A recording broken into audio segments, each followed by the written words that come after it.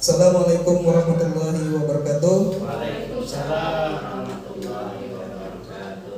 Alhamdulillah kita bisa berkumpul di ruangan ini untuk acara sosialisasi tentang budaya positif yang bisa kita laksanakan di SDN kita.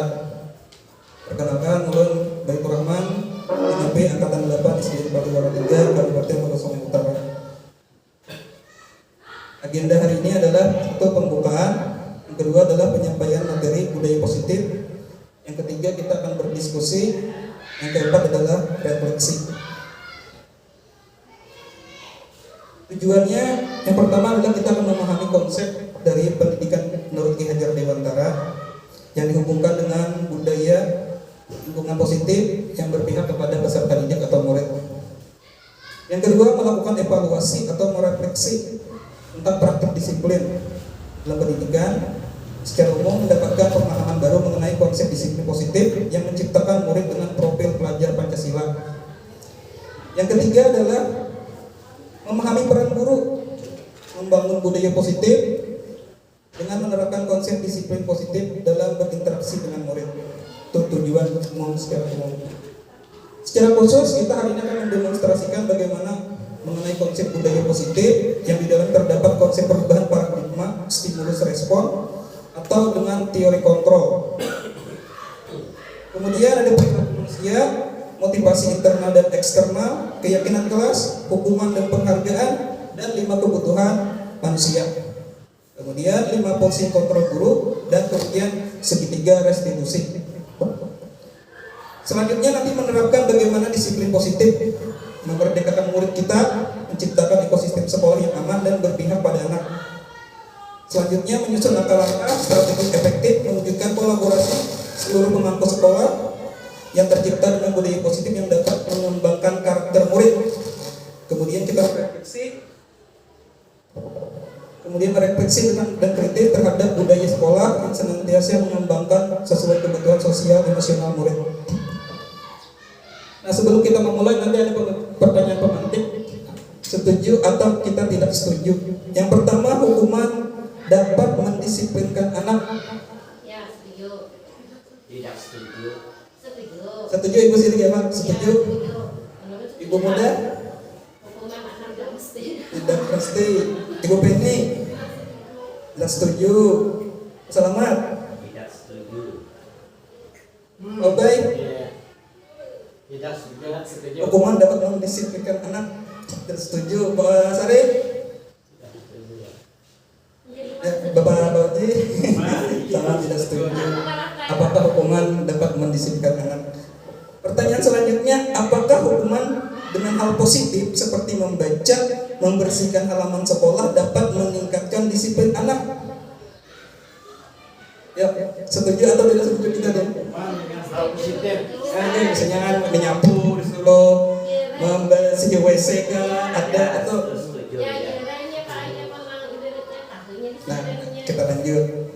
Apakah memberikan penghargaan dapat meningkatkan motivasi belajar anak? Setuju. Nah, itu pemateri pemantik.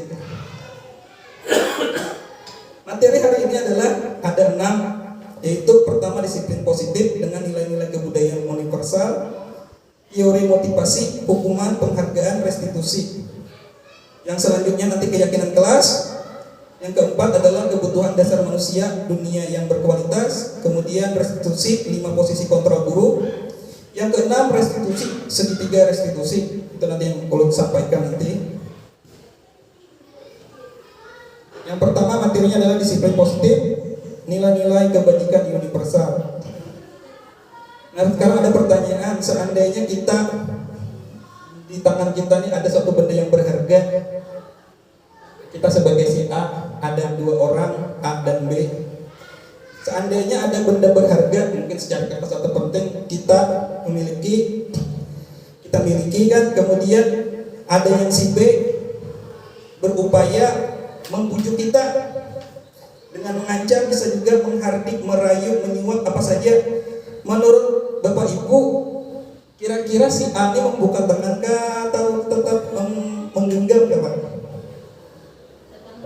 Bisa aja membuka, tapi tergantung caranya. Ya, bisa. Apalagi kita kira-kira kau lah menyuruh si Adi buka tangan dengan secara sukarela atau berpaksaan, nah itu maksudnya. Seandainya kita berdiri apa ya Pak Bosele, mempertahankan kah atau kita buka aja langsung kan? Pertahankan kalau Ibu Sile mempertahankan, dari bagi muda. Seandainya si IA ini menggenggam, kita ini menggenggam sesuatu yang benar berharga, mungkin emas atau kebutuhan atau sesuatu yang sangat penting. Saat orang lain ada si B datang minta, buka apa tanganmu, nah itu. Kira-kira si A ini dengan membuka langsung kan atau dan? Nah jadi nanti ini termasuk nanti masalah tentang bagaimana si anak atau kita sebagai guru. Inilah masalah perubahan, artinya seseorang apakah bisa mengontrol orang lain. Kamu langsung buka tanganmu, nah kadang mungkin bisa kan, artinya ada sesuatu yang bisa membuat dia tidak bisa memberikan, atau bisa juga dia memberikan, tergantung dari si B tadi, apakah bisa membuat si A terbujuk atau tidak terbujuk. Sedangkan si A kan memiliki kontrol penuh, artinya bisa hadinya membukakan, bisa hadinya pengaras tetap menyimpannya. Nah seperti kita sebagai guru, anggap kita si B dan si anak adalah si A, artinya kontrolnya ada kalau kita memaksa. Nah perubahan paradigma teori kontrol atau teori pilihan itu ilusi. Guru mengontrol murid itu ilusi sebenarnya. Kita kan bisa mengontrol murid kita, artinya ada kebebasannya sebenarnya. Kemudian ilusi juga bahwa kritik membuat orang merasa bersalah, dapat menguatkan karakter. Kita padahi, kita bahimat, kita memadai salah itu kadang-kadang sebenarnya ilusi, tidak bisa juga membuat dia sadar. Mungkin yang tingginya, tapi belum tentu di dalam hatinya. Kemudian penguatan positif, efektif dan bermanfaat juga ilusi. Kita bagus benar misalnya pujian-pujian yang itu kadang-kadang tidak semuanya, artinya juga ilusi juga kita harus bisa juga walaupun kita puji bahimat. Kadang-kadang kan yang lain belum tentu kan kakak kita dipuji artinya berpalihan itu bisa juga tidak bisa mengontrol orang lain. Orang dewasa memiliki hak memaksa. Kita sebagai guru ada kalau memaksa anak kan harus bisa hitungan ini misalnya, itu kan kalau kita memaksa karena anak itu tadi sesuai dengan filosofi KHD, mereka itu sudah ada kodrat anak dan kodrat zamannya dan karakternya itu sudah dibawa dari lahir. Jadi sudah ada ibarat garis-garisnya cuma tipis, tapi kitalah yang menambahkan. Mungkin ini ada sudah membawa karakter yang ada bagus. Nah disitulah kita sebagai guru berperan, jangan sampai ini meneruskan. Mungkin ada kebiasaan misalnya anak mengambil barang orang lain. Nah saat itulah kita bertindak bahwa mengambil barang orang lain itu ada sesuai dengan ibarat agama kita kan, ada peraturan. Nah itu. Selanjutnya ada yang memiliki, siapa sesungguhnya memiliki kontrol, ada stimulus respon, ada teori kontrol. Nah kita mencoba mengubah orang lain berpandangan sama dengan kita, itu kenapa? Respon. Kenapa bisa? Kita berusaha memahami pandangan orang lain tentang dunia. Nah, kita tadi bisa kan. Perilaku buruk terlihat sebagai suatu kesalahan. Kalau di stimulus respon kita langsung merespon. Nah perilaku buruk memiliki tujuan. Ada anak misalnya mencuri, mungkin ada sesuatu yang dia butuhkan, mungkinnya kan diisi sesuatu itu, akhirnya dia mengambil. Nah itu ada suatu tujuan mungkin awalnya. Orang lain mengontrol saya, itu cuma stimulus respon yang sebenarnya hanya Anda yang bisa mengontrol diri Anda. Artinya kita seorang yang mengontrol, kita hendak bagus, artinya kita kontrol diri kita, jangan sampai berbuat yang tidak baik. Kemudian memaksa pada saat bujukan gagal. Kita kan kalau misalnya kita suruh ingin turun sungsung lah atau pagi, kadang bisa kita memaksa karena itu harusnya yang datang dia pagi itu kemauannya sendiri. Walaupun kita paksa harus yang kadang bisa, artinya ada sesuatu yang kontrol yang ada dirinya sendiri. saat dia menyadari diri sendiri, nanti dia akan datang. Kadang perlu kita guru memaksa, oh jam ini harus datang, ada. Nanti itu pun berlaku pada diri kita sebagai seorang guru. Kemudian berpikir menang dan kalah. Jadi saat stimulus respon itu ada saya menang, ada saya kalah. Tapi kalau untuk teori kontrol itu harus kita sama-sama menang. Artinya si anak, kalau kita sebagai guru berhasil mengubah dia, anak pun berhasil sebagai anak, dia bisa merubah diri dia secara intrinsik nanti. Nah ini untuk disiplin positif ada menurut Dr. William Glasser. Nah jadi Anda tidak bisa mengontrol orang lain, hanya Anda yang bisa mengontrol diri Anda. Jadi kita tidak bisa mengontrol anak murid kita itu sebenarnya. Walaupun kita di kelas tuh iba sudah ada aturan, mungkin atau kita pasti ada bahwa yang bisa mengontrol diri anak itu cuma dirinya seorang. Kita cuma ibarat memfasilitasi nanti bagaimana supaya si anak bisa membawa kontrol dirinya itu sesuai dengan arahan yang lebih baik. Nah semua perilaku memiliki tujuan atau motivasi. Kenapa si anak bisa mempunyai motivasi? Pertama mereka kenapa misalnya hanya datang song-song. Nah mungkin pertama motivasinya untuk menghindari hukuman. Oh kalau aku datang terlambat nanti kena hukum guru kan, bisa arangan atau apa. Kemudian ada yang mendapatkan imbalan. Anak rajin belajar, oh supaya aku dapat piagam, supaya aku dapat piala, macam-macam misalnya. Atau saya orang tua misalnya, tentu artinya tidak hukuman tuh. Yang ketiga adalah dia menghargai dirinya sendiri. Kenapa si anak rajin? Kenapa anak belajar? Karena dia ingin menjadi dirinya sendiri yang lebih baik. Nah itu yang paling bagus. Jadi ada ekstrinsik motivasi ini, ada intrinsik. Bila ekstrinsik itu masih ada paksaan, misalnya takutan hukuman, ada yang takut dapat penghargaan, itu masih dalam ekstrinsik. Sedangkan intrinsik itu dari dalam dirinya. Itu yang diharapkan. Kemudian berpikir menang-menang. Jadi dalam berpikir ini artinya kita pun menang, anak murid kita pun menang. Jadi kita berhasil ibarat memberikan yang terbaik pada anak pun berhasil pada dirinya sendiri. Nah sekarang ada 5 posisi kontrol kita sebagai seorang guru. Ada guru itu namanya penghukum. Nanti kita jelaskan lebih rinci. Kemudian ada yang membuat rasa bersalah, ada guru itu sebagai teman, ada yang sebagai pemantau, dan ada yang sebagai manajer. Saat posisi kontrolnya adalah penghukum, nanti dia akan, anak itu sebenarnya taat itu cuma karena hukuman atau membuat rasa bersalah. Sedangkan posisinya sebagai teman dan pemantau itu akan mendapat imbalan atau ibarat itu masih kesamaan, ibarat masih dihargainya sedikit lah. Kemudian yang paling bagus nanti, yang paling kalau bisa kita semuanya nanti bisa sebagai manajer. Artinya kita bisa membuat si anak menyadarkan dirinya sendiri, karena posisi kontrolnya pada anak itu sendiri. Dia mau berhasil, artinya dia kan mulai belajar itu bukan karena guru memaksa, bukan karena takutan dihukum, bukan karena nilai harus dapat 100, bukan. Artinya kalau dia menyadari dia itu mencari ilmu itu untuk dirinya sendiri, artinya dia akan menyadari bahwa si anak itu akan ibarat punya kesadaran secara intrinsik, kesadarannya ini untuk kepentinganku sendiri, bahwa aku belajar untuk mendapatkan ilmu yang berguna bagi dirinya, bukan karena dapat penghargaan, bukan karena takutan dihukum. Jadi nanti disesuaikan nanti dengan kebutuhan manusia. Sekarang kita berlanjut ke makna disiplin. Disiplin itu berasal dari bahasa Latin disciplina, artinya belajar. Namun saat di budaya kita, disiplin itu berubah menjadi sesuatu yang dilakukan pada seseorang untuk mendapatkan kepatuhan.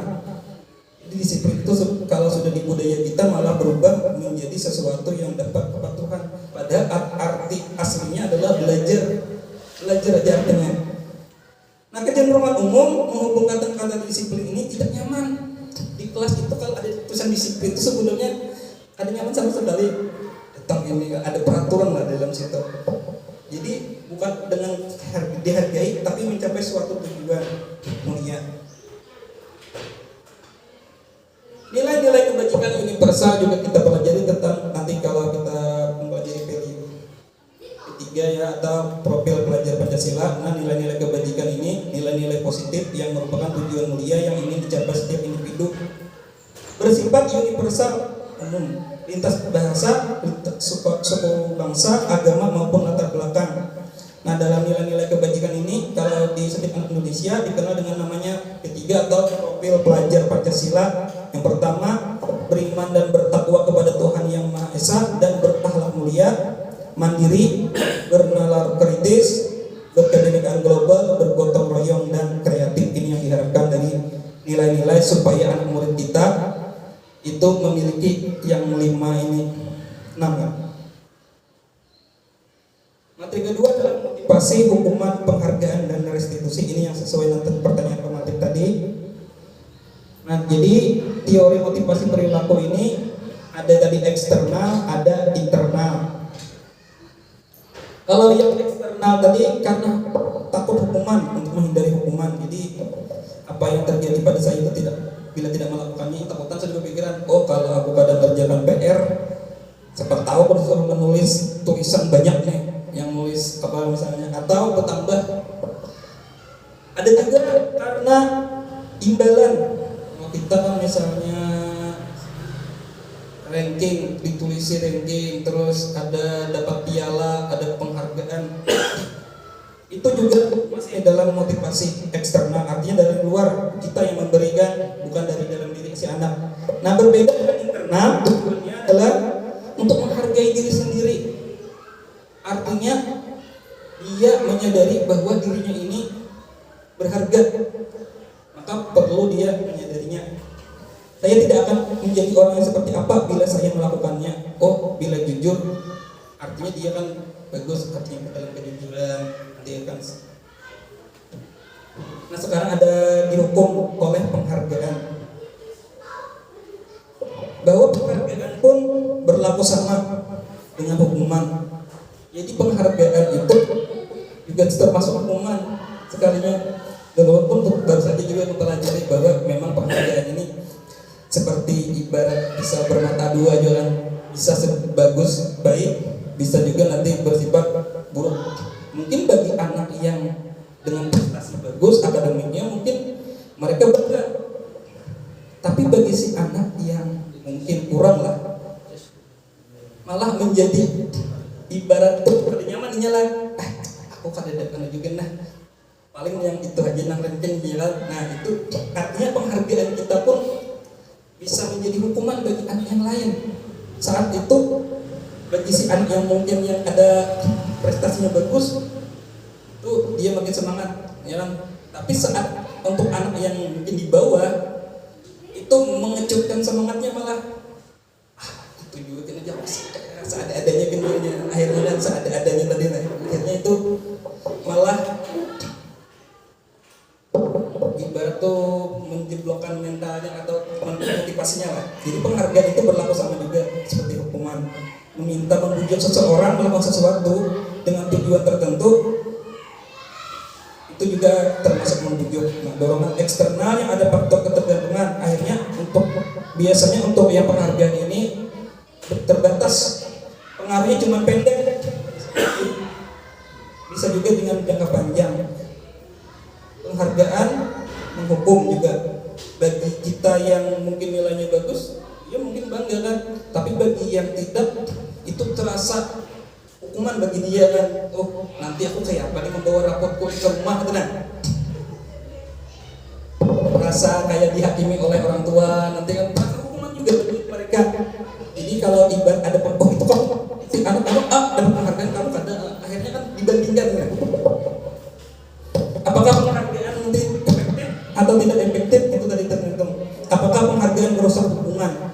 Bisa juga ada nanti anak tuh bisa dihirit lah kawan-kawannya. Itu yang menurut penghargaan.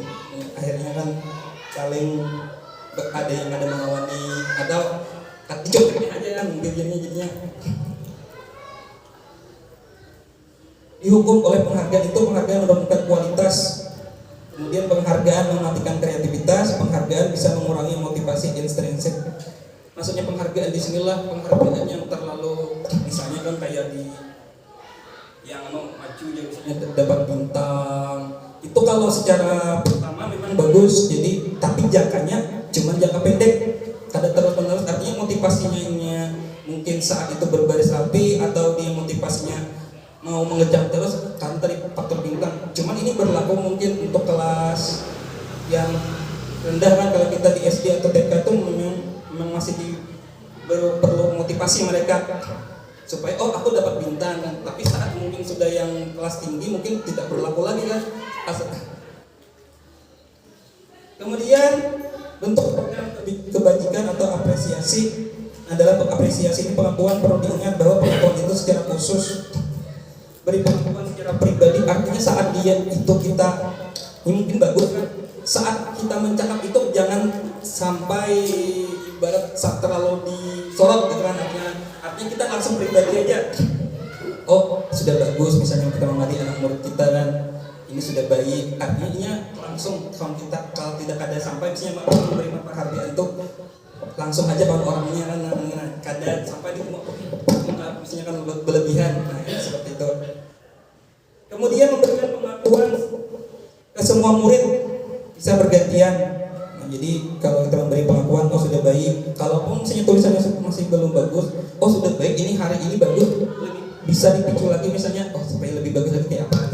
Nantinya karenanya diberi ibarat sudah apresiasi penghargaan secara nanti dia akan lebih memberikan kontribusinya saat dia menulis kembali atau menuliskan mengerjakan sesuatu.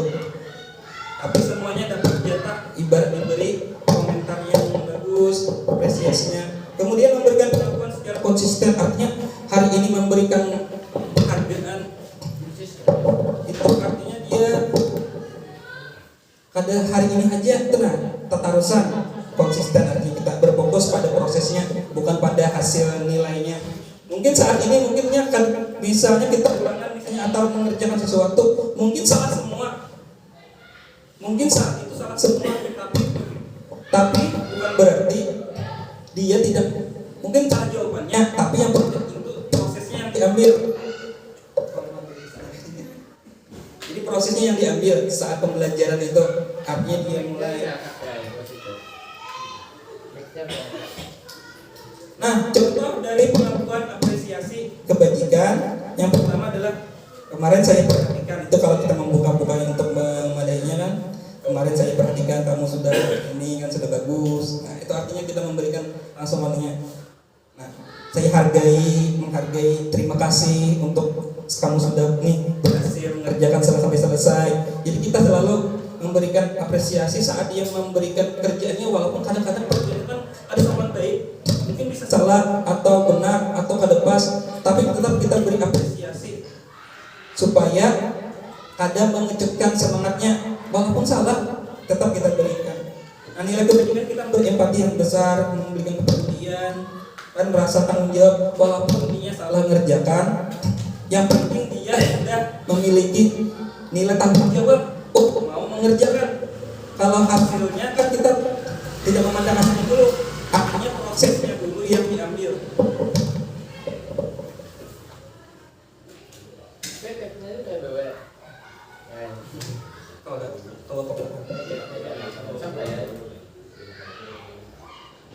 Misalnya ada situasinya saat siswa menolong temannya, nanti bisa kita berikan perhatian yang kemarin kan Bapak perhatikan dan kalau menolong teman.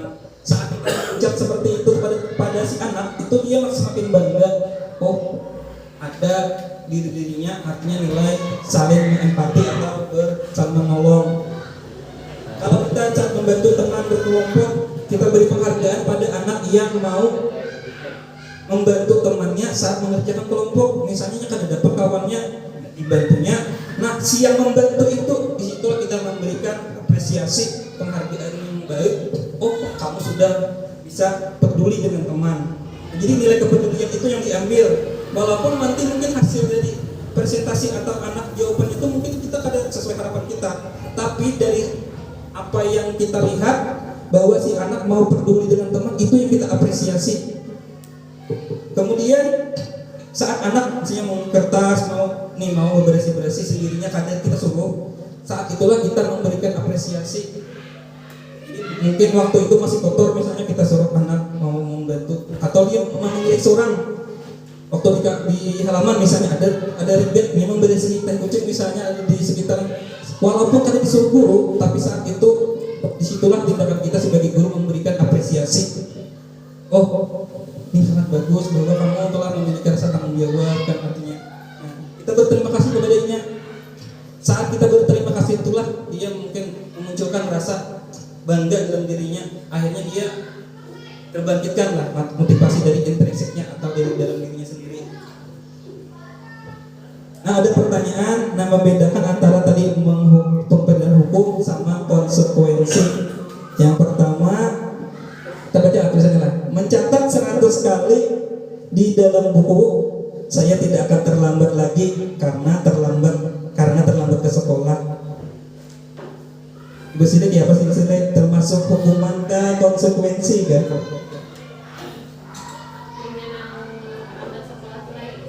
Mencatat 100 kali di buku, dinulisnya, saya tidak akan terlambat lagi karena terlambat ke sekolah. Hukuman. Pak Ubay. Hukuman. Pak Selamat. Hukuman. Kita cek nanti jawabannya lah. Pak Ibu muda. Bila mencatat, kita nih misalnya hari pertama kita suruh mencatat, mungkin ada berbuat salah, kita suruh catat, atau kadang-kadang PR deh, suruh catat 100 kali di buku 100 baris lah, bukan 100 kali 100 baris gitu ya kan. Itu termasuk apa? Konsekuensi kah hukuman? Kalau yang selanjutnya, lari mengelilingi lapangan basket 2 kali karena terlambat hadir ke sekolah. Hukuman. Yang pertama konsekuensi, yang satu hukuman lah, mungkin lah. Hukumannya apa fisik atau kayak apa? Nanti kita akan belajar membedakan namanya hukuman sama konsekuensi. Kemudian murid diminta push up 15 kali karena tidak menggunakan masker ke sekolah. Mengganti kertas tugas teman yang dicoret-coret. Mengganti kertasnya atau bukunya. Membersihkan tumpahan air di meja tulis karena tersenggol pada saat belajar. Konsekuensi. Murid disuruh untuk tidak menggunakan sepatu seharian di sekolah karena tidak menggunakan sepatu hitam. Lari mengelilingi lapangan basket 2 kali karena terlambat 10 menit pelajaran PJOK. Oke, jadi ada yang nanti ada konsekuensi, ada yang namanya hukuman. Nah, ini jawabannya. Yang pertama, lari 100 kali itu adalah hukuman. Hanya karena terlambat disuruh menulis 100 kali itu namanya hukuman. Ada lagi lari mengelilingi lapangan basket 2 kali itu juga termasuk hukuman karena lambat. Kemudian murid push up 15 kali tidak menggunakan masker sekolah juga termasuk hukuman. Menggantikan kertas tugas teman yang dicor-cor itu konsekuensi. Kemudian membersihkan tumpahan juga konsekuensi. Menyuruh murid tidak menggunakan sepatu itu adalah hukuman. Sedangkan berlari saat ke lapangan basket 2 kali karena 10 menit pelajaran PJOK itu konsekuensi. Kenapa ada hukuman ya? Pelajarannya PJOK. Artinya kalau terlambat dia kada ikut pemanasan. Maka secara supaya dia pemanasan, maka disuruhlah dia lari. Itu tidak termasuk dengan kapasitas. Artinya kan memang di 2 kali aja. Kadang mungkin disuruh 50 kali kan. Artinya kalau lebih dari yang batasnya itu termasuk dalam hukuman. Jadi hukuman ini membedakan nanti hukuman sama konsekuensi, nanti kita lanjutkan. Nah, ini bedanya hukuman sama konsekuensi. Hukuman sesuatu yang menyakitkan dan harus terjadi. Itu bila tindakan seperti dipukul itu terjadi hukuman, push up, berbentuk fisik bisa kan, dan pasti menyakitkan. Bukan cuma menyakitkan di badan, bisa juga menyakitkan di hati. Kalau konsekuensi sesuatu yang harus terjadi, mungkin saat itu kan sudah ada nanti kita mempelajari nanti keyakinan kelas sama kesepakatan kelas lah dulu peraturan, nanti kita berubah ke kesepakatan sampai menjadi sebuah keyakinan kelas. Membuat anak sakit bisa fisik maupun hati dalam jangka waktu yang lama. Kenapa hukuman itu berefek lama? Karena dia akan dikenang sampai mungkin saat umur sekarang kita umur 40, 38. Kenapa kita masih mengingat masa-masa di SD? Oh, saat aku kada hafal kalian, aku dihukum berdiri, angkat satu kaki. Diingat, itu pasti diingat. Saat ada guru mungkin menyariki kita bahasa-bahasa atau memarahi secara tidak langsung mencari kejelasan lah kasusnya, masalahnya apa, langsung disariki, itu si anak akan mengenangnya. Makanya nanti ada namanya trapesium usia, di situ semua disuruh menulis, kami tugasnya menulis apa kejadian positif, apa kejadian negatif. Dan ternyata banyak teman-teman juga kami dalam diskusi itu banyak menuliskan dalam saat masa sekolah-sekolah ini dari SD sampai ke SMA tuh mengenang sesuatu yang lama itu, padahal dulu tidak ingat, akhirnya diingat. Oh, aku dulu seperti itu, diingat macam-macam. Ada yang ketinggalan, mungkin kayak ulun dulu lah, mungkin SMA mungkin terlambat datang di SMA 1 tuh. Kalau disuruh bersapu sudahnya kan disuruh memotongi rumput yang di pagar atau kayak apa, pokoknya hukumannya ada kan. Tapi karena di situ ada peraturan, maka kita mengikuti peraturan di sekolah. Namun apakah hukuman itu bagus? Nanti kita lanjutkan nanti ada juri materinya. Anak membenci kedisiplinan, akhirnya kata disiplin ini dibenci oleh anak-anak. Jadi gara-gara sebuah hukuman mungkin anak malah membenci disiplin itu sendiri. Akhirnya dia ada mau disiplin sebenarnya. Artinya dia tadi tidak secara tulus, ibarat hendak sesuatu itu mengerjakan. Jadi hukuman ini bernilai paksaan. Kalau kan psikososial stimulus dan tanggapan, artinya kalau konsekuensi itu sudah disepakati. Jadi membedakan antara hukuman sama konsekuensi itu sebenarnya sangat mudah. Bila hukuman itu kita yang mengolah, kita aja dari pihak kita, guru misalnya buat peraturan yang terlambat datang ke kelas harus misalnya lari misalnya, atau disuruh ibarat melakukan tindakan-tindakan yang fisik misalnya push up kan biasanya, atau disuruh menulis tadi, itu sudah termasuk hukuman. Jadi bila tindakan itu dianggap tidak menyenangkan bagi si anak, itu namanya hukuman, dan dia tidak tahu itu konsekuensinya apa. Misalnya kayak kita dulu, mungkin kita saat mungkin anak murid kita bergayaan dilanggar lah, ulun hukum kemarin tuh di ulun jemur dulu 10 menit kan, 10 menit di padai di Mojang. Apa yang ulun lakukan dahulu itu ternyata hukuman, karena si anak ada tahu saat miliknya bergayaan dilanggar itu pasti nanti hukuman, karena dia ada tahu berapa hukumannya, kan ada tahunya. Berbeda dengan konsekuensi. Oh, bila nanti kita buat nanti keyakinan kelas, bila tidak menghargai saat beribadah, kita nanti tulis keyakinannya bahwa nanti saya akan tertib saat beribadah. Nanti kalau dia melanggar itu, nah mungkin dia nanti bikin sendiri apa hukumannya bagi dia atau konsekuensinya bagi dia. Misalnya maksudnya, oh nanti kalau saya tidak bergayaan saat sholat bisa disuruh berzikir kah misalnya kan. Kemarin kalau disuruh jenis fisik kada boleh. Jadi kayak misalnya kita disuruh istighfar atau dia disuruh nanti dalam segitiga restitusi, nah disitulah tindakan sebagai kita sebagai orang guru. Kemudian anak belajar menyembunyikan kesalahan, nanti malah dia ketujuh berdusta atau berbohong, sembunyikannya kesalahannya. Siapa yang tadi yang mata sapu-sapu, kadang yang mau mengaku tadi kan, dan itu ternyata karena dari efek hukuman tadi, anak tidak lagi berani jujur. Jadi kalau kita misalnya tak kejadian misalnya sepasang sapu patah, tanya bila dia sudah, artinya mereka takut sudah bahwa ada pasti hukuman.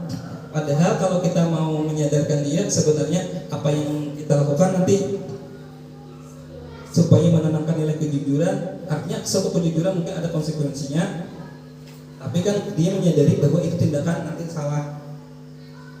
Bisa marah saat hukuman itu, bisa anak sih marah, rasa bersalah, dipermalukan, merasa tak dihargai, dan seperti kasus Pasari semalam. Itu saat dia mungkin ada hukuman oleh si guru, mungkin di fisik. Saat itu si anak sebenarnya marah, tapi dia kadang mau melawan kan. Si anak mungkin anak SMA mungkin melawan sudah, tapi saat mungkin anak SD ini menangis paling bisa kan. Dan merasa bersalah, dipermalukan, dan merasa tak dihargai. Jadi itu nanti malah ibarat terkenang dia saat di tahap sudah umurnya sudah 30 ke atas, tetap diingat. Padahal kejadiannya mungkin bisa 10, 15 bertahun-tahun, tapi tetap dikenang. Jadi konsekuensi itu mungkin tidak sama juga tidak nyaman, tapi dia dibuat tidak nyaman, tapi diasingkan sementara aja. Misalnya kalau anak terlambat 10 menit, tapi sudah ada keyakinan kelas bahwa bila ada yang terlambat, misalnya terlambat 10 menit, maka dibayarnya saat istirahat. Dan itu tidak termasuk hukuman, itu namanya konsekuensi. Bahwa bila dia terlambat 10 menit, maka dia harus membayarnya jam istirahat dikurangi. Apa yang dikurangi? Artinya dia membayar ketertinggalannya, bukan karena dihukum, artinya memang sudah tahu dia. Tapi kalau dia tidak tahu, itu termasuk hukuman.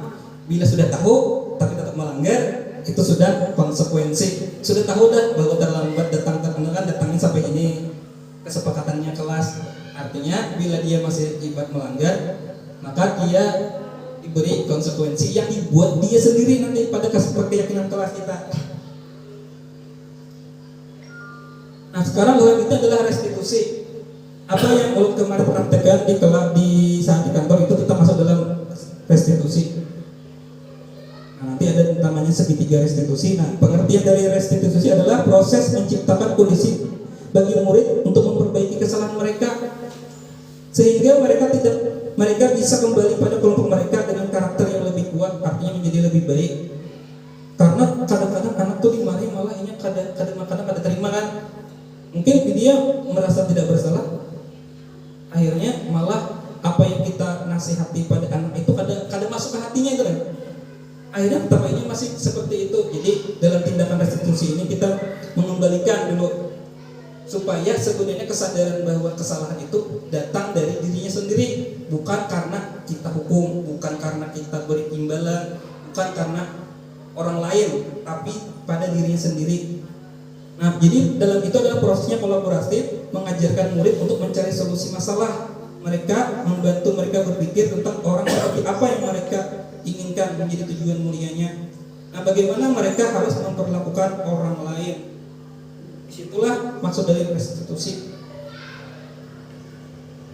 Nah, ini ada bila hukuman itu nanti menghasilkan identitas yang sangat gagal, nanti identitas yang sukses adalah dia disiplin dengan konsekuensi, ada juga dengan restitusi. Jadi paling bawah itu kan hukuman, disiplinnya karena hukuman, takut menyakiti sesuatu yang akan terjadi. Bila konsekuensi pasti terjadi juga, tapi kalau restitusi itu sebuah pilihan. Jadi bisa diperhatikan di situ, bisa bahwa antara hukuman, konsekuensi dan restitusi ini bisa di hasilnya ya. Di murid kita akan lebih menghormati dirinya dan orang lain. Kalau untuk yang anak yang hukuman malah murid akan membenci peraturan. Jadinya kan setuju peraturan, makanya pernah dulu saat SMA kita peraturan itu dibuat untuk dilanggar. Pasti ada pernah berujar itu dilanggar aja kita peraturan itu. Karena peraturan itu dibuat dengan dasar hukuman, tapi si anak itu tidak merasa aturan itu berdasarkan hatinya, tidak berbeda nanti dengan konsekuensi. Konsekuensi itu kan sudah ada pembicaraan. Artinya mereka menyepakati aturan. Kalau misalnya bikin aturan di dalam kelas, artinya mereka sendiri yang membuat, mereka sendiri yang melakukan, dan saat mereka ibarat tidak melaksanakan, mereka sendiri yang menerima konsekuensinya. Berbeda dengan peraturan. Peraturan itu pasti ada yang dihukum. Nah, akhirnya si anak tidak merasa itu dibuat olehnya, kan dia tidak menghargai. Walaupun kita pasang 1 sampai 100 peraturan, itu kadang-kadang ditiring ada berbeda dengan yang dibuatnya sendiri. Nanti kita menuju ke keyakinan nanti. Jadi saat restitusi itu menguatkan murid. Jadi kita malah memberikan semangat dulu. Jadi dia mengetahui apa akibat yang dilakukannya, kemudian cara dia memecahkan masalahnya, dan belajar bertanggung jawab. Jadi berfokus pada pemecahan masalahnya dari waktu nanti menghasilkan dalam waktu yang jangka panjang. Nah, jadi pertanyaannya, apa yang kamu yakini, apa yang bisa kamu lakukan, dan untuk memperbaiki masalah. Itu kata-kata dari sebuah restitusi. Jadi berbeda cara panggilnya. Kalau peraturan itu kita ini peraturannya di kelas kita, nah itu peraturan, dan peraturan itu akan menghasilkan sebuah hukuman. Dan si anak tidak tahu itu hukuman itu karena yang mana kan? Karena dia tidak tahu dari peraturan itu, kadang-kadang ada di itihinya kan, artinya tidak di terlalu kadang-kadang diabaikan lah oleh si anak karena dia merasa tidak termasuk dalam pembuatannya sendiri kan. Nah, ada 9 ciri-ciri restitusi. Yang pertama, bukan untuk menembus kesalahan, tapi untuk belajar dari kesalahan. Kemudian memperbaiki hubungan, tawaran bukan paksaan. Restitusi itu menuntun untuk melihat ke dalam diri sendiri. Kemudian restitusi mencari kebutuhan dasar yang mendasar dari tindakan. Nah, restitusi ini cara yang paling baik. Kemudian restitusi fokus pada karakter bukan pada tindakannya. Jadi kalau kita melihat tadi si anak misalnya berbuat kelahi misalnya, saat kita memanggil berkelahi itu bukan masalah perkelahiannya yang diambil. Jadi apa yang diambil dari tindakan-tindakan kita, karakter apa yang ada baik dari perkelahian itu pasti diambil. Nah, jadi kita si anak kita minta nanti dia sadar atas perbuatannya sendiri, bukan karena kita takutan kita hukum sehingga melakukan perkelahian. Kemudian berfokus pada solusi dan mengembalikan murid berbuat salah pada kelompoknya, artinya tetapnya berdamai, berkawan pulang. Maksud dari restitusi ini, kalau dia membuat kesalahan, nanti kita minta dia kan menyadari kesalahannya dan apakah sudah sesuai dengan keyakinannya sendiri, keyakinan kelasnya. Nah, nanti ketiga yang nanti kita praktikkan keyakinan kelas. Mengapa tidak peraturan saja? Mengapa harus keyakinan kelas, Ibu Sili? Bikin peraturan aja di kelas tuh atau bikin sebuah keyakinan? Nah, jadi mengapa kita memiliki peraturan harus menggunakan helm bila mengendarai kendaraan roda 2? Ya Pak Sare, kenapa kita disuruh memakai helm Pak Sare? Pertama kan keselamatan dulu. Keselamatan. Tujuan daripada penggunaan helm itu kan untuk keselamatan. Nah, Kira-kira kalau misalnya banyak orang lain masih nang kada helm, kira-kira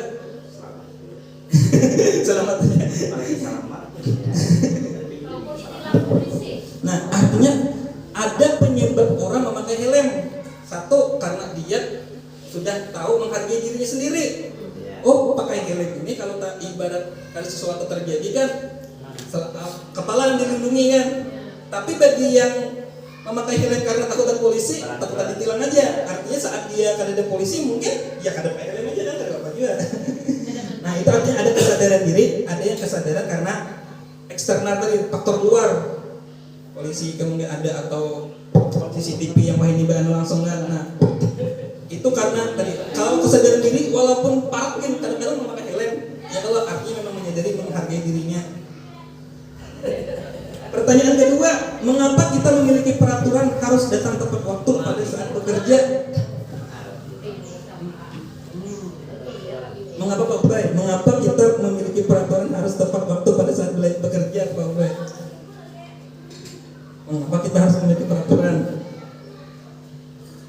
Karena itu salah satu dari kewajiban kita memang apalah ngarannya itu biasanya.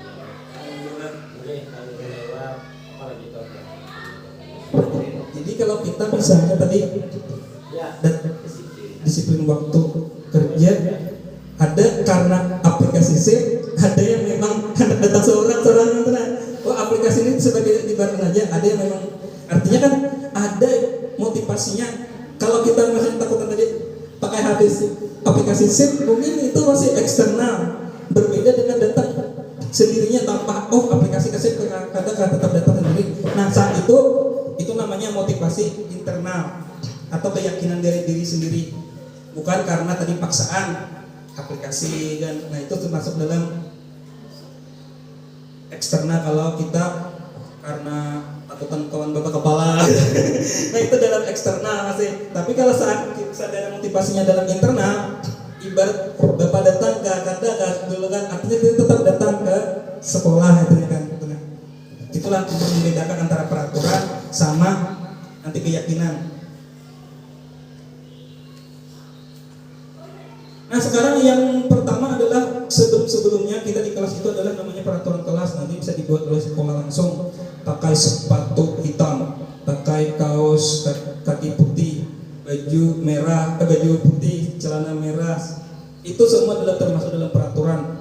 Artinya si anak ada bisa membuat sendiri. Kalau peraturan tuh baju adalah misalnya bajunya bertopi hari Senin, berdasi. Nah itu semua dalam peraturan. Artinya kan kita sudah dibuat oleh sekolah, si anak tidak terlibat di situ. Nah jadi itu peraturan. Tapi kadang-kadang peraturan ini ya tadi tidak memicu kesadaran secara intrinsik. Itu kesadarannya cuma pada ekstrinsik. Dan kalau misalnya datang karena peraturan sekolah misalnya datang jam 7-an sampai jam 7, anggap jam sampai jam 8, si anak datang jam 8.30 misalnya. Itu dia masih dalam terkena karena peraturan sekolah. Ini peraturan sudah diatur, baju misalnya harus jangan sampai yang belain misalnya sama teman-temannya. Itu sudah termasuk dalam peraturan dan jangan terlibat. Berbeda nanti dalam keyakinan. Kalau keyakinan itu dibuat oleh si anak bersama guru, berkolaborasi dengan semua warga kelas, sama di sekolah kita nanti ada membuat misalnya keyakinan sekolah. Artinya kan kita membuat suatu yang disepakati bersama-sama. Jadi kalau kita menyepakati bersama-sama itu hasilnya pun nanti berbeda dengan yang disepakati satu pihak saja. Nah ini contoh dari kita bagaimana memilih, bagaimana membuat sebuah keyakinan kelas. Ada di sebelah dua buah contoh dari, ada di situ kesepakatan kelas juga sama, tapi masih ada yang kita buat nampak seperti peraturan. Tapi apakah yang mana yang kesepakatan kelas, mana Pak Ubay? Sebelah yang putih kali, yang hijau lah.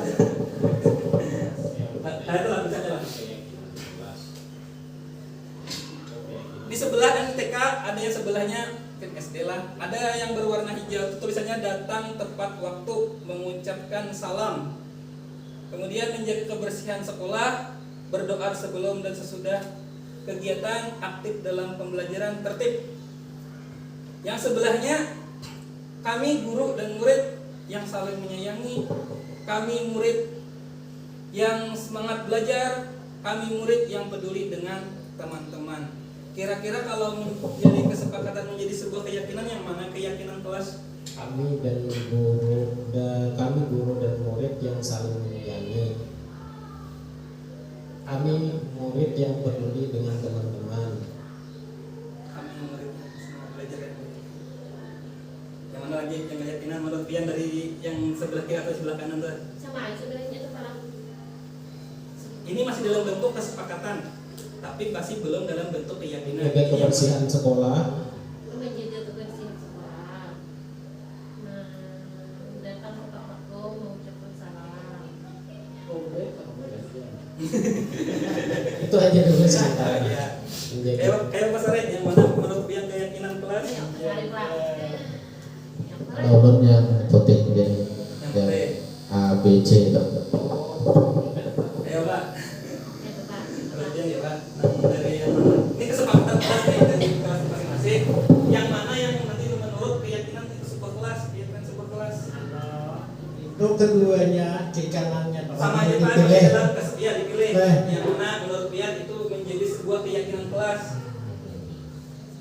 Kesepakatan kelas sebelah kiri itu dan tepat waktu, ucapkan salam, kemudian berdoa sebelum dan sesudah kegiatan. Itu sebelah kiri. Kanan iya kan.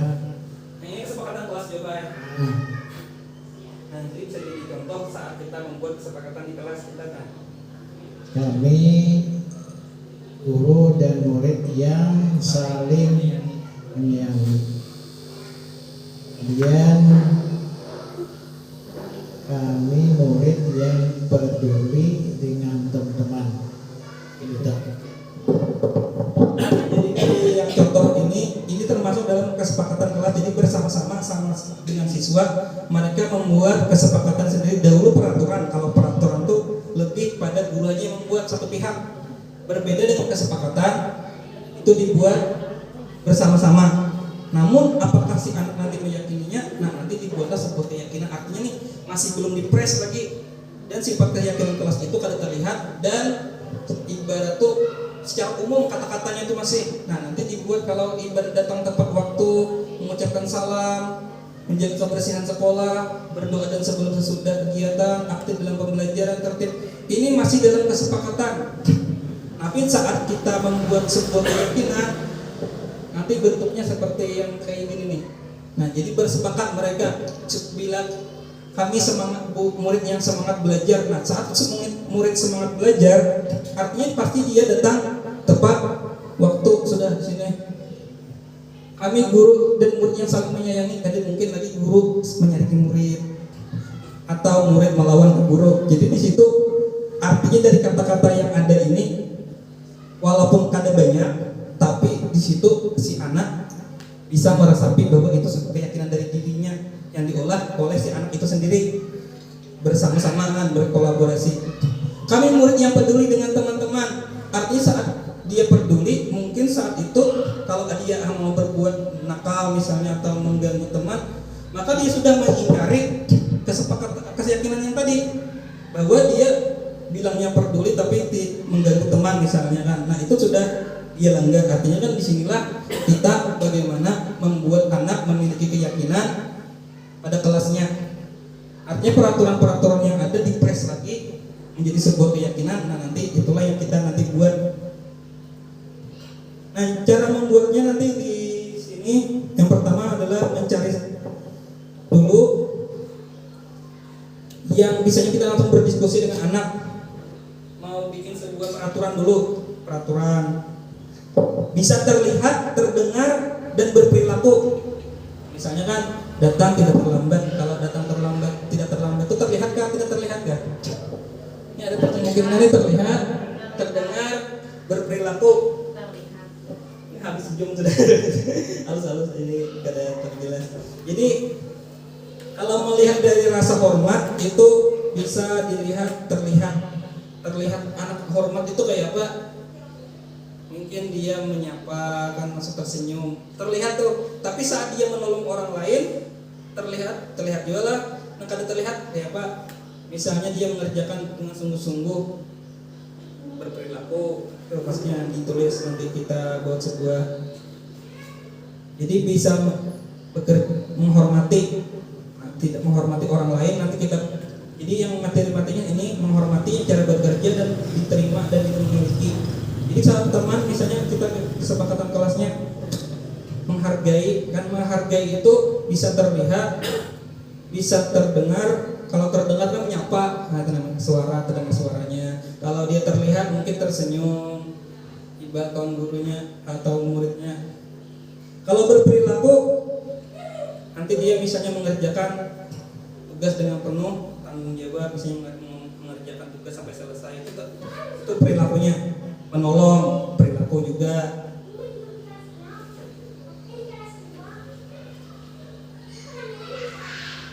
Nah, ini dari pendalamannya ada sebuah keyakinan harus nanti ada rasa hormat, terlihat, terdengar, berperilaku. Itu kalau kita ada spidol yang sedikit. Nah, di sini bisa nanti kita tulis, saya contohkan nanti.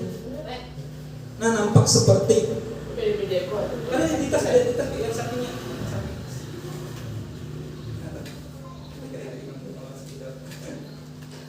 Nah, jadi kalau kita membuat contoh di kelas, kita nantilah misalnya bikin sendiri peraturannya, disuruh si anak Yang pertama tulisannya adalah peraturan dulu. Peraturan kelas dan dibuat oleh si anak itu. Jadi kalau kita di kelas nanti ada usah terlalu banyak, yang penting mewakili setiap si anak. Kalau ibaratnya berlima ya berlima yang disuruh membuat peraturan kelas dulu. Jadi buat peraturan, nanti peraturan itu apakah memiliki nilai peduli, nilai berkasih sayang, tenggang rasa, mandiri, bergotong royong, itu yang kita dalam profil pelajar Pancasila itu. Nah nanti bisa kita pilih nanti apa yang dibuatnya. Misalnya dia bikin peraturan tidak membuang sampah sembarangan. Nah kata tidak itu kalimat negatif. Nah terus diganti membuang sampah di tempat sampah misalnya. Nah itu termasuk dalam sebuah kesepakatan yang benar. Datang tepat waktu, nah itu terlihat, kita bisa melihat kalau sering terlambat itu tidak tampak, tapi tahu pada itu kata terlambat itu. Menyapa teman dan guru setiap hari. Ada juga kalau ada hormat ketahuan bahwa dia acuh sama guru. Malingos misalnya dia laluan, nah itu termasuk dalam tidak hormat. Mengembalikan barang teman yang telah dipinjam. Misalnya nanti bikin peraturan kita terserah anak lah. Jadi kita bikin suatu peraturan yang pertama tuh sebelum dirubah menjadi keyakinan kelas tuh kita meminta mereka sendiri yang bikin, karena berbeda nanti peraturan kelas 1 sampai kelas 6 itu berbeda-beda. Terserah aja bikin peraturan mereka, dan itu harus si anak sendiri yang ibarat kada guru yang menuliskan peraturannya, si anak yang bikin peraturannya. Bahwa misalnya si anak mau datang jam segini, konsekuensinya apa nanti kita. Kemudian bekerja. Nah bekerja itu bisa tekun yang menyimak pendengaran guru, kita lihat bisa juga acuh. Nah tuh. Nah ini ada membedakan nanti peraturan sama keyakinan kelas. Kalau ini dirubah, peraturan menjadi sebuah keyakinan, dapat kita nampaklah tulisannya. Yang peraturan pertama selalu kembalikan buku ke tempatnya. Itu termasuk masih dalam peraturan. Nah kalau kita membuat sebuah keyakinan kelas, apa namanya, singkat-singkat, padat dan jelas bagi si anak, membalikan buku ke tempatnya. Kalau dirubah menjadi sebuah keyakinan kelas, ya Pak Sare, Pak Sare aja ya Pak. Pertama kan anak itu membuat punya peraturan bahwa selalu mengembalikan buku ke tempatnya. Kira-kira apa keyakinan kelas kita?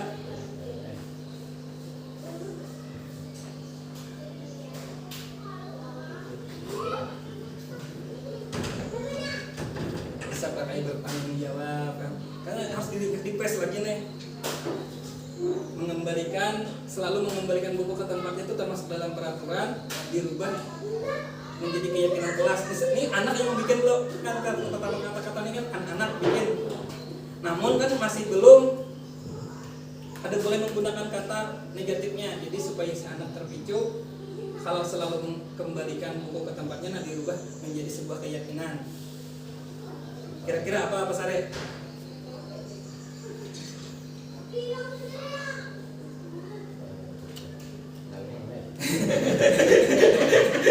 Pertanyaan ngalir. Keyakinan itu maling mau. Ya bertanggung jawab. Artinya kan bila saya bertanggung jawab atau kami bertanggung jawab mengembalikan barang. Artinya kalau mengembalikan barang tuh barang siapakah? Mau buku kah? Mau misalnya minjem tip pulpen kah? Bila dia minjem sama temannya, dia bertanggung jawab. Nanti dibuat sebuah keyakinan kelas bahwa kami bertanggung jawab mengembalikan misalnya barangnya punyaan orang lain. Kemudian dilarang mengganggu orang lain. Mengganggu orang lain ini termasuk tindakan. Nah ini sudah kata menggunakan kata negatif atau dilarang. Nah supaya yang kata dilarang, berbuat baik kepada teman dan guru. berbuat baik bisa, apalagi saling menyayangi. Kami saling menyayangi. Artinya kan sudah, artinya kada perlu menggunakan kata mengganggu. Kami saling menyayangi pun sudah termasuk dalam keyakinan. Kalau yang ini, kalau dia kan sudah masih menggunakan kalimat negatif, kata larangan ini malah katanya semakin dilarang semakin ingin melakukan. Jadi kata dilarang ini jangan, dilarang tidak, itu masih menggunakan kata negatif. Dalam sebuah keyakinan harus dibuat menjadi kata yang positif supaya anak terpicu mengerjakannya. Kemudian hadir di sekolah 15 menit sebelum pembelajaran dimulai. Ini kan katanya terlalu panjang dan persis seperti peraturan dan dirubah menjadi sebuah keyakinan ya pasti Le. Hadir di sekolah 15 menit sebelum pembelajaran dimulai. Kadang mesti sama, maksudnya kan kata-katanya hadir di sekolah 15 menit sebelum pembelajaran itu kalau dibuat sebuah jadi keyakinan kami selalu hadir. kami selalu Berarti wajib itu dari zaman datang ke supaya anak sendiri yang menyadari kami selalu datang hadir tepat waktu. Kan tepat waktu itu kan mesti 15 menit. Kadang memandang lagi ya penting bila yang sudah pas jamnya tepat waktu sudah ya Allah. Iya. Artinya mereka menyadari sendiri. amun dewan sadirikan pun bapak iya kalau Nah, artinya supaya kita dari anak menyadari kesalahannya, maka disitulah terjadi namanya restitusi. Nah, bahwa bisa terlambat, artinya di situ kita ada menghargai teman. Nanti disitulah kita menggali dia mencari kesalahannya, artinya punya seorang yang menyadari kesalahannya. Nah, saat itu mungkin nanti lebih baik. Contoh lagi kita di situ dilarang melakukan kekerasan. Artinya masuk dalam keyakinan kami saling menyayangi. Dilarang menggunakan narkoba. Ya, kesehatan nih. Artinya kan di situ kalau dia menjaga kesehatan, artinya menjaga kesehatan, kami selalu menjaga kesehatan. Maka disitulah kata larangan-larangan seperti ini asalnya diulang. Anak-anak kadang jangan buang sampah sembarangan, tidak berteriak gini tadi. Macam-macam tuh kan kadang-kadang nanti bikin sebuah peraturan di kelas. Disitulah kita membuat nanti supaya menjadi sebuah keyakinan. Karena ini masih tergabung. Nanti digabung anak-anak kalau tahu kan sudah kelas 6 membuat sebuah peraturan, mereka bikin sampai 15, kan lebih ditambah taruh semalam sampai 20. Malah bingung Pak terlalu banyak. Nah, nanti kita disitulah saat nanti prakteknya membuat sebuah keyakinan nanti yang ini diwakilkan di mana itu namanya keyakinan kelasnya. Oh, tidak melakukan bergantian atau menunggu giliran, artinya kita membudayakan apa? Membudayakan antri kah? Disiplin, bisa masuk dari disiplin. Kemudian menggunakan masker, misal masker saat di kesehatan artinya dia tadi masuk dalam yang ini nih, sama menjaga kesehatan. Ya Allah, kami akan selalu menjaga kesehatan. Jangan berlari di kelas atau koridor. Perintahnya apa nih bagus? Supaya anak mentaati jangan berlari, malah pesan jangan berlari di sini. Artinya kita suruh berjalan aja, berjalanlah di kelas saja kan, jangan berlarian, jangan menggunakan kata jangan.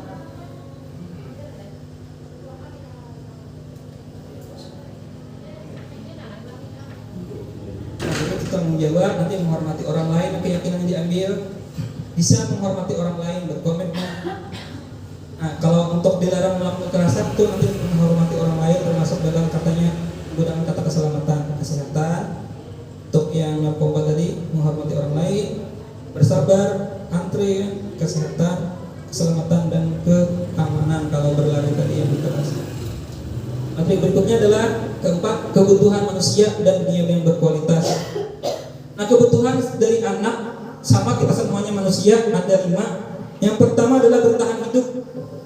Saat manusia itu bertahan hidup, yang asalnya kan hendak mengambil orang bisa mengambil. Jadi kan saat makan, karena dari yang dimakan apapun bisa dimakan ya.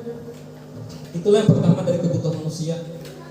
Manusia itu pertama yang adalah bertahan hidup dulu survivalnya.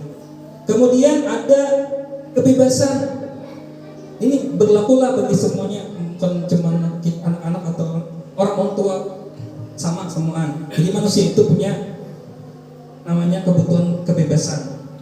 Saat dia bermain itu punya kebebasan. Ada lagi kebutuhan manusia itu namanya kesenangan. Kemudian rasa kasih sayang dan rasa diterima dan penguasaan. Nah, semua kebutuhan itu bila tidak terpenuhi, maka akan terjadi penyimpangan. Seandainya misalnya si anak tidak kita berikan kesempatan, dia lancar, misalnya bagus, misalnya saat berbicara kita berikan dia menjadi seorang pembawa acara. Tapi bila kita jurungnya ke lain, malah dia akan membuat penyimpangan. Saat si anak yang ketujuh olahraga, kita tekan duduk di kursi, saat itulah dia bergegas kesana kemari kan, apa-apa kan dengan teman. Jadi karena faktor inilah yang mengolah si anak tadi ponyok-ponyok kesana kemari. Faktor kebebasannya bisa terjadi di rumah kita, terjadi di kelas itu. Bila di rumah sama juga itu juga. Anak yang kurang kasih sayang, rasa diterima, mereka akan membuat pelampiasan yang lain lagi. Kemudian ada kesenangan di kelas, misalnya ada menyenangkan lagi, maka mereka akan mencari kesenangan lain. Misalnya kenapa? Karena tadi saat sembahyangan beginian, tak yang mencolek kawan. Saat itu mereka sedang mencari namanya kesenangan, walaupun tempatnya kada pas. Saat bergayaan misalnya betul asik-asik bergaya, tujuan begitu tindakan. Itu sebenarnya dia mereka mencari namanya kebutuhan, namanya kesenangan. Nah, yang kelima nanti posisi kontrol, ada 5 posisi kontrol. Kita dapat melihat video yang pernah kawan kirim juga di grup yang kita dengarkan.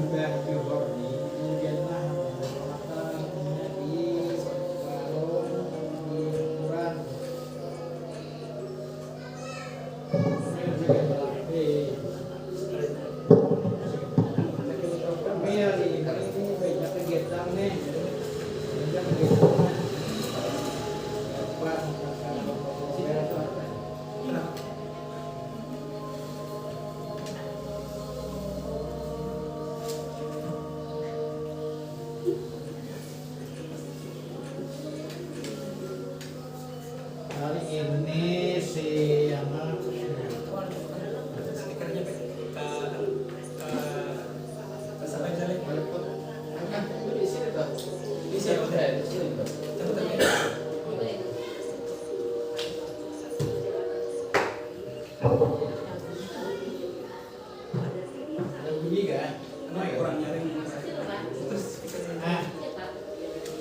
aku hari ini kan lihat si tuh yang ini nikah.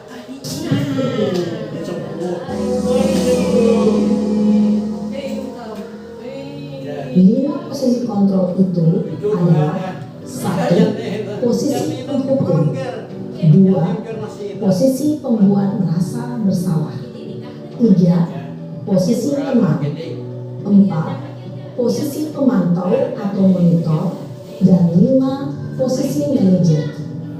Untuk lebih memahami kelima posisi tersebut, mari kita saksikan kasus Naren yang terlambat hadir 20 menit di sekolah dan melihat bagaimana kelima posisi kontrol dalam menghadapi masalah tersebut.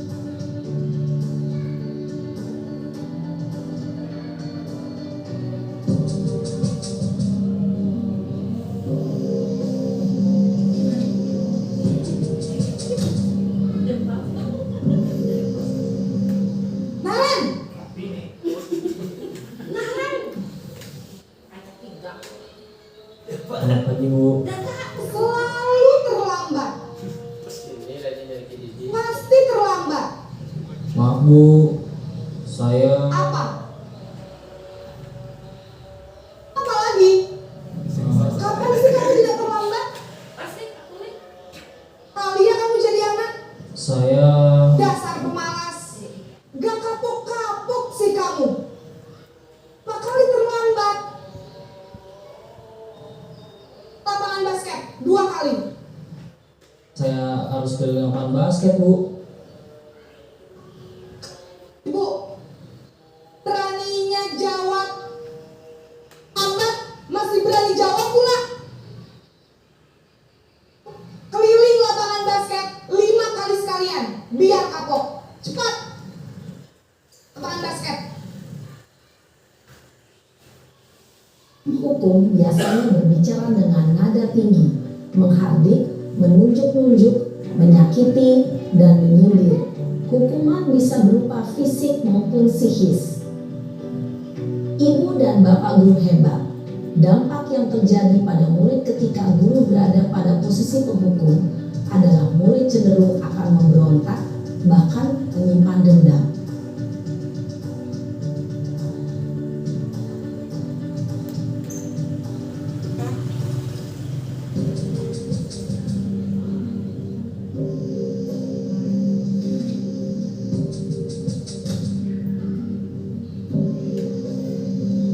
Naren,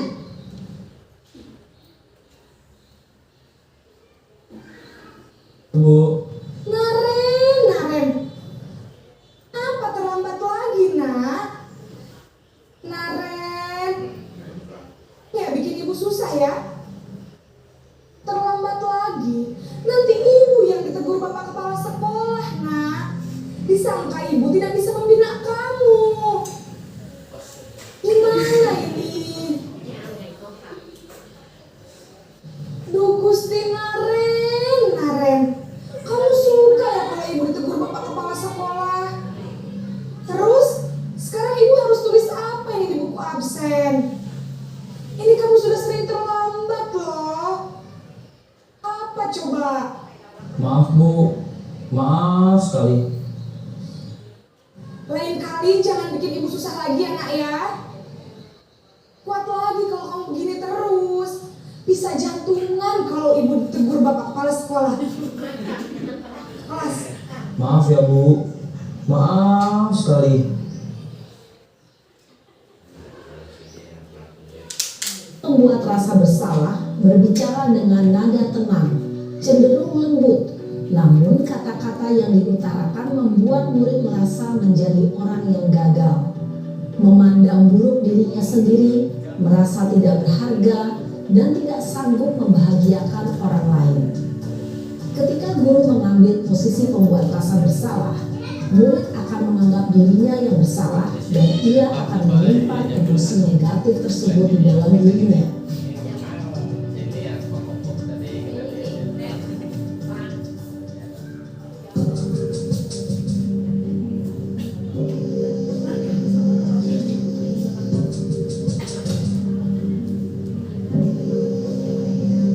Naren,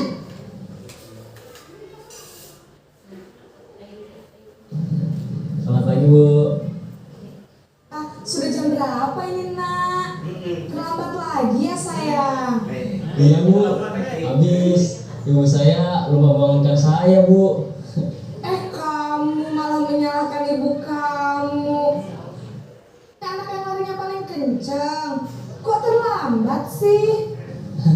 Iya Bu, saya memang terlambat bangun tadi. Jadi biarpun saya lari kencang, tetap gak kekejar Bu. Ya sudah sana. Nanti lain kali larinya lebih kencang lagi ya. Biar gak terlambat lagi. Bikin seneng ibu. Demi ibu. Bisa kan? Bisa lah Bu. Ya sudah sana masuk kelas. Ibu beresin urusan absen kamu. Ada saja. Si teman, guru berbicara dengan nada suara ramah, akrab, cenderung bersenda gurau untuk menjaga suasana tetap santai. Murid akan merasa senang, aman, dan akrab dengan guru.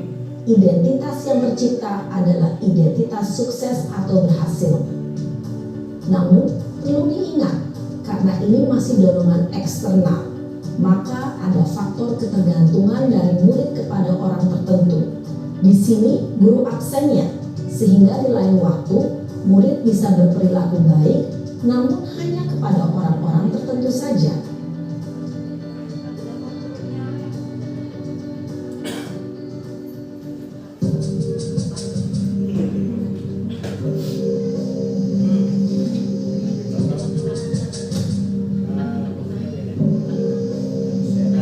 Naren,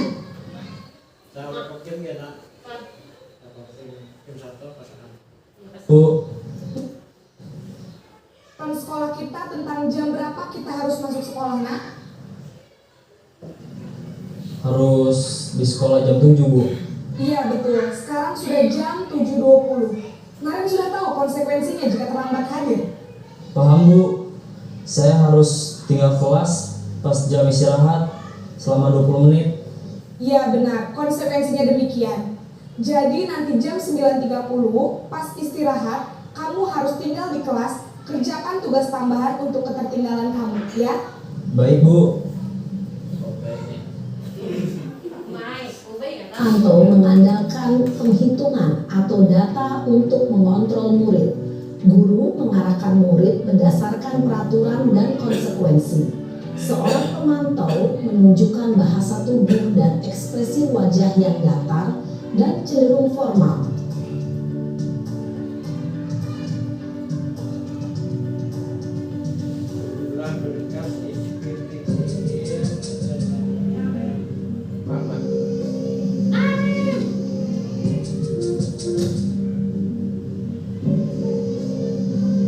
Naren,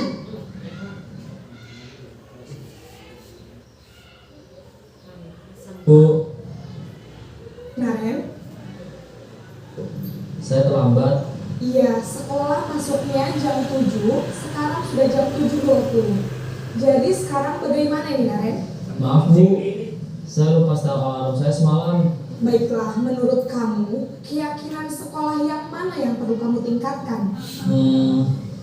Menghargai diri sendiri dan orang lain mungkin ya Bu. Setuju. Jadi, apakah Naren meyakini prinsip saling menghormati tersebut? Iya Bu, saya meyakininya.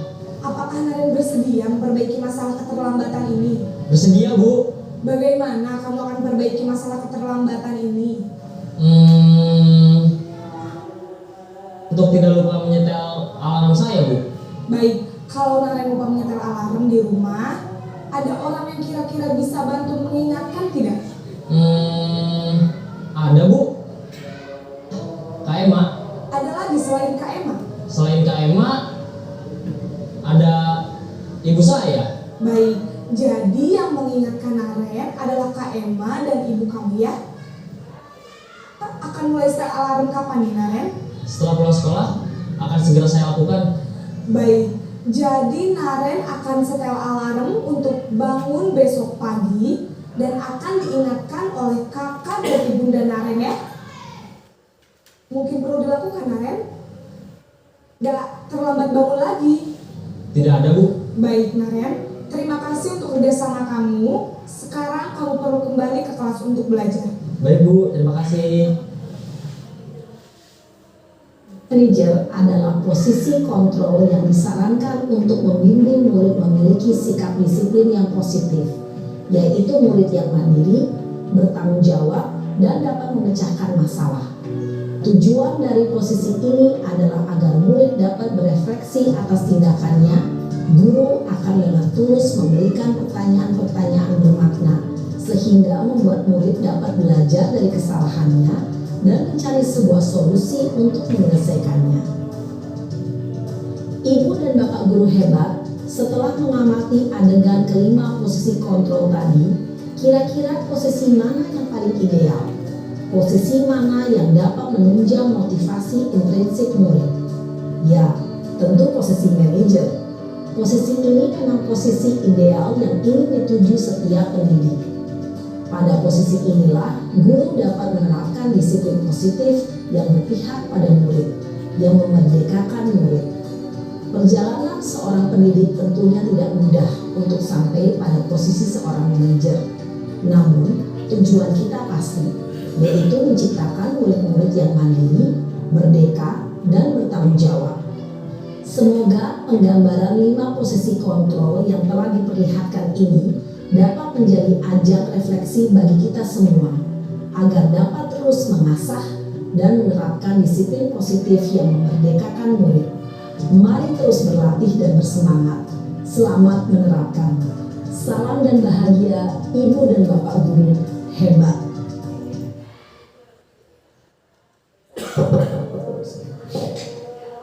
Jadi tadi di video kita sudah diperlihatkan 5 posisi kontrol. Nah, kita bisa merefleksi diri kita sendiri, apakah kita masih ada dalam posisi penghukum, pembuat rasa bersalah, teman, atau masih dalam pemantau.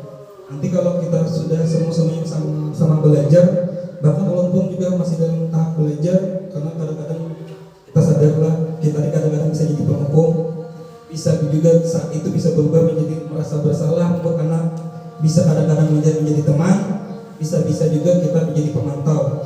namun alangkah baiknya kita bisa belajar menjadi seorang manajer. Jadi membedakannya nanti saat tindakan-tindakannya bisa dilihat dari berita tersebut, bahwa guru yang berbuat itu bisa terlihat saat menghukum, biasanya dia teriak-teriak, menghardik. Itu kadang-kadang masih banyak yang tidak merasakan. Kemudian saat membuat rasa bersalah itu banyak berceramah. Jadi sambil didatangin apa-apa.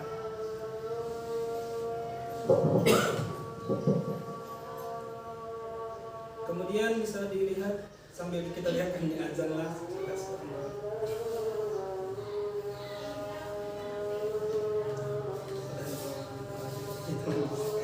Ini memang harus karena liberal. Jadi ada 5 posisi kontrol, tentu kita bisa menyadari diri kita sendiri di mana posisi kita. Nah, saat itulah nanti kita belajar tentang bagaimana cara menjadi seorang manajer kalau bisa diusahakan supaya menghasilkan identitas yang berhasil dan sukses untuk mengontrol diri sendiri. Nah, ini banyak ada tugas juga. Misalnya ada pernyataan, saya kecewa sekali dengan kamu. Itu termasuk dalam posisi kontrol apa ya? Saya sangat kecewa sekali dengan kamu. Kalau tadi 5 ada posisi kontrolnya, kira apa?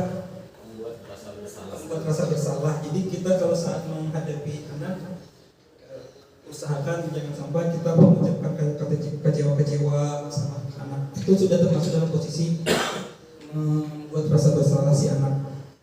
Kemudian kamu tidak pernah benar melakukannya. Kamu tidak pernah benar melakukannya. Mungkin bisa juga termasuk dalam rasa bersalah. Ayolah lakukan demi ibu bapak. Itu juga termasuk dalam melakukan rasa bersalah supaya kan ada rasa bersalah terhadap orang tua. Kemudian apakah kamu mendapatkan stiker bintang hari ini? Nah, apakah kamu mendapatkan stiker bintang hari ini? Itu guru yang kontrolnya sebagai stiker. Dapat stiker bintang hari ini kawan benar nih, saya honor dengan muridnya dalam posisi teman, posisi yang mengatakan bagaimana kamu bisa menyelesaikan masalah ini. Nah, inilah yang bagus. Jadi kita kalau kita ada permasalahan, nah kayak apa bisa ini bakas bakalahi. Nah, kita bagaimana cara menyelesaikannya nih supaya ini seorang tolong doa apa misalnya kan. Nah, itu saat kita mengajak dia menyelesaikan masalah dengan misalnya dengan temannya atau dengan orang lain, saat itulah kita menjadi dalam posisi kontrol sebagai seorang manajer. Kamu selalu yang paling terakhir. Nah, ini juga termasuk kontrol. Menghukum kan terakhir, membuat rasa bersalah. Nah, itu kadang-kadang sering kita gunakan saat menasihati anak, namun ternyata itu tidak tepat untuk memadai anak kita. Jadi kita menontonnya, menyadarkan diri sendiri. Jadi kita bertanya bagaimana kamu bisa menyelesaikan masalah ini. Jadi dia disuruh berpikir, ya Pak, supaya masalahnya jadi selesai, supaya jangan berkelanjutan. Nah, itu. Nah, disitu bisa membuat rasa bersalah. Nah, saat bisa menghukum, ayolah teman-teman. Saat memberi bintang jadi pemantau, saat menyelesaikan masalah itulah manajer. Kalau selalu terakhir itu menghukum. Kemudian bergerak antara peraturan, pemantau, konsekuensi itu hadiah. Nah, nilai manajer itu bisa memperbaikinya. Jadi kalau kita membuat pernyataan, kalau memanggil suatu anak misalnya saat ada sesuatu permasalahan, maka saat itulah kita kalau bisa menjadi seorang manajer.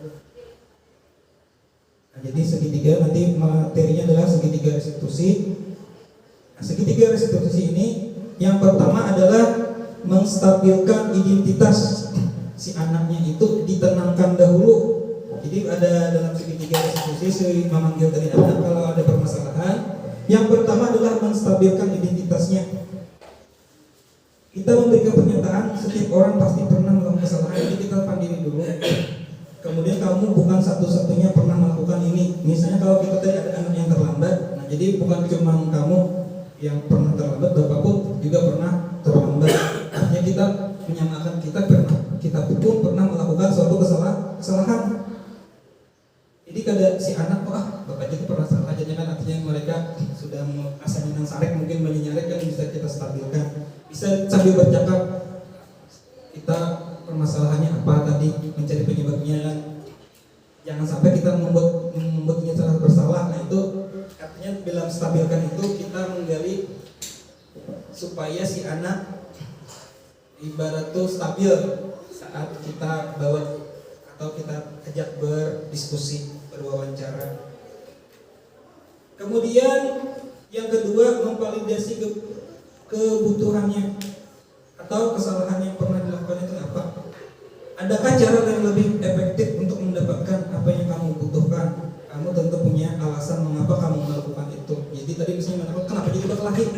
Itu kita sudah termasuk dalam validasi kebutuhan atau validasi tadi kesalahan yang mana.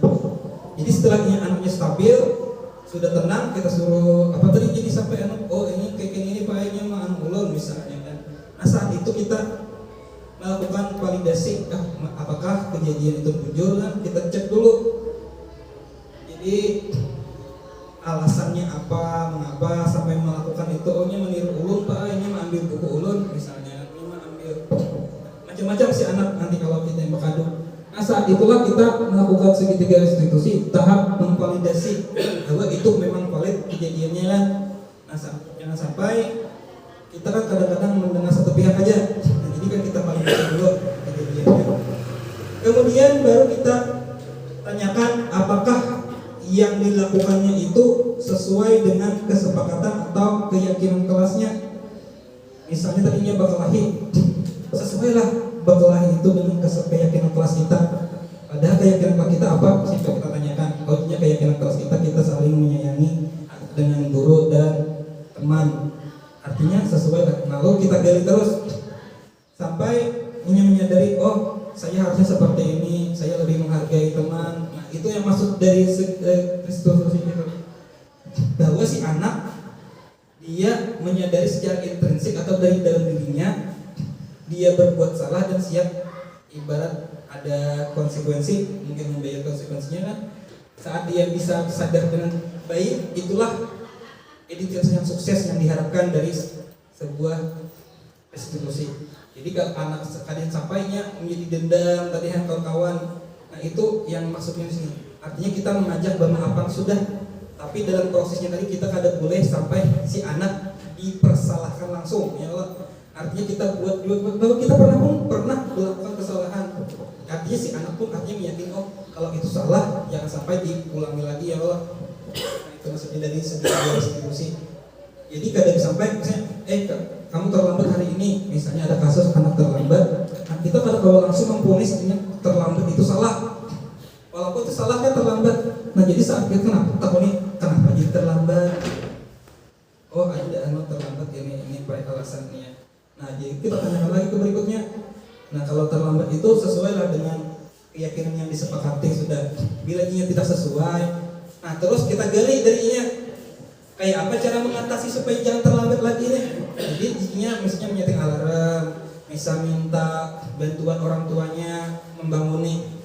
Nah karena bila ibarat suatu kegiatan itu tanpa disadari, tanpa didasari oleh motivasinya sendiri, itu nanti malahnya seada-adanya juga. Mungkin bisa terlambat pelan. Jadi maksud segitiga restitusi ini membangun motivasi dari dalam dirinya supaya aku supaya besok jangan terlambat lagi, kada sampai kejadian seperti ini lagi. Oh aku menyetel alarm, tidak maunya orang tua. Nah jadi kita si anak itu sendiri yang berkaitan udah ada lagi sampai ibarat kita yang takut terus misalnya kan yang datang terlambatnya. Kalau ini berkelahi kan apa yang kita sesuaikan dengan keyakinan kelas. Makanya tadi intinya kita sudah buat dulu keyakinan kelas kita yang bersifat universal, umum dan artinya mewakili. Dari yang peraturan-peraturan aja nanti kita bikin anak dulu, nanti ulun ada juga prakteknya di kelas ulun sendiri, nanti bikin peraturan dulu, baru dibuat kesepakatan sampai menjadi sebuah keyakinan kelas. Nanti kita bisa pakaikan bersama-sama. Kalau sesuai dengan kelasnya masing-masing bisa kita pakai, nanti kita tempel di kelas kita. Kada usah jadi misalnya 10 atau 5. Yang penting itu diyakini oleh si anak. Jadi intinya adalah motivasi intrinsiknya dari setiap anak. Karena kalau banyak pun kalau ada dipakainya kadang terpakai juga kan, artinya terlalu banyak malah kada berfungsi jadinya. Biar sedikit tapi si anak meyakini insya Allah itu anak akan selalu taat dengan sesuai apa yang dibuatnya. Ini sudah tadi ulun jelaskan bahwa semua anak itu bisa berbuat salah. Jadi kita menstabilkan identitasnya dengan cara kita pun pernah juga berbuat salah. Artinya kan bagaimana cara mengatasinya pulang permasalahan tadi, yaitu membantu murid kebutuhan dasarnya. Jadi kalau kita sudah stabilkan ini sudah, jadi yang selanjutnya adalah kita memberikan validasinya. Nah, bagaimana cara dia mengatasinya? Apakah kamu bisa melakukan lebih baik? Untung masih hari ini misalnya terlambat, nah yang lain itu lebih terlambat misalnya kita. Itu kalau saat kita melakukan itu kita sudah melakukan validasi supaya si anak dapat mengetahui kesalahannya. Kalau sudah ketahui pada salah, baru kita lanjutkan menanyakan keyakinan. Nah, keyakinan itu sudah telah kita bikin, sudah asal ada. Makanya kalau Allah melakukan segitiga restitusinya, kalau keyakinannya belum dibuat, kalau kita ada dibuat, artinya sama aja kita jadi termasuk dalam hukuman ya Allah, karena karena disepakati olehnya. Jadi untuk melakukan ini, artinya kita lanjutkan nanti membuat sebuah keyakinan kelas sampai keyakinannya nilai-nilainya itu disepakati oleh semuanya dan harus disepakati diucapkan oleh si anak sepakat atau tidak, jangan sepakat misalnya. Banyak lagi nih. Ini pertanyaan-pertanyaannya bisa nanti kita ulun perkenalkan bahwa macam-macam pertanyaan itu kada mestinya.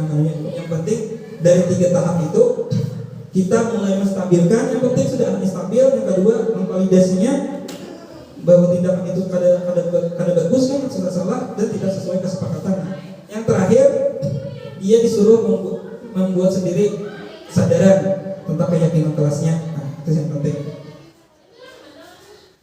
Nah, refleksinya, apakah paradigma ini sudah saya dapatkan bahwa Tuhan mengubah paradigma saya bahwa selama ini mungkin kita bisa di posisi terhukum, bisa saat ini kita menjadi pembuat rasa bersalah, bisa juga saat teman, bisa seperti sebagai pemantau. Nanti supaya kita lebih baik, nanti kita bisa menjadi seorang manajer di kelas itu, kita lah jadi pemimpin pembelajaran. Nah, jadi saat kita jadi seorang manajer, kita tidak bisa menghakimi si anak langsung salah. Bisa aja nanti dengan cara kita melakukannya, satu saat nanti ke manajer kita kan sudah belajar, semakin sering belajar, insya Allah nanti kita bisa melakukannya dengan baik. Kemudian perasaan apa yang muncul setelah melakukan sisi bahwa makna disiplin itu bisa memotivasi intrinsik kita, bisa sadar lah, yang menjadi lebih tahu. Bahkan walaupun baru membaca beberapa materi itu pun, oh selama ini kalau di posisi ini lah, misalnya masih berkawanan, kalau kadang jarang dihukum misalnya, atau dia langsung dihukum, bisa juga saat bisa menjadi penghukum, bisa juga saat itu bisa menjadi seorang teman, kadang-kadang bisa juga jadi seorang pemantau. Tapi kalau bisa kita usahakan kita dalam posisi manajer tadi, yang seperti yang diterangkan dalam video tadi. Kemudian saya akan menjadi guru seperti apa nantinya setelah mengikuti pembelajaran ini. Nah, nanti kita bisa memikirkan masing-masing bahwa kita ini perlu meningkatkan ibarat pengetahuan kita tentang posisi guru. Jadi kalau kita ingin anak kita memiliki disiplin yang positif, kebudayaan yang positif, tentu perlu mempelajari hal ini supaya jangan sampai kita tetap di posisi yang kurang bagus bagi anak, supaya memunculkan motivasi intrinsik dalam diri anak. Maka disarankan kita semuanya nanti menggunakan posisi manajer kontrol. Jadilah supaya sama-sama saling, anaknya ibarat tidak merasa dihakimi, kita pun membuat anak menjadi anak yang sukses dan si anak pun bisa menjadi anak yang sukses. Nah, demikian penyampaian materi ulun tentang budaya positif di sekolah. Semoga nanti kita bisa lanjutkan tentang keyakinan kelas. Nanti kita belum juga praktek nanti dulu di kelas. Nanti kita akan lagi hasilnya bagaimana. Nanti semoga materi yang ulun sampaikan ini bermanfaat. Wabillahi taufiq wal hidayah. Wassalamualaikum warahmatullahi wabarakatuh.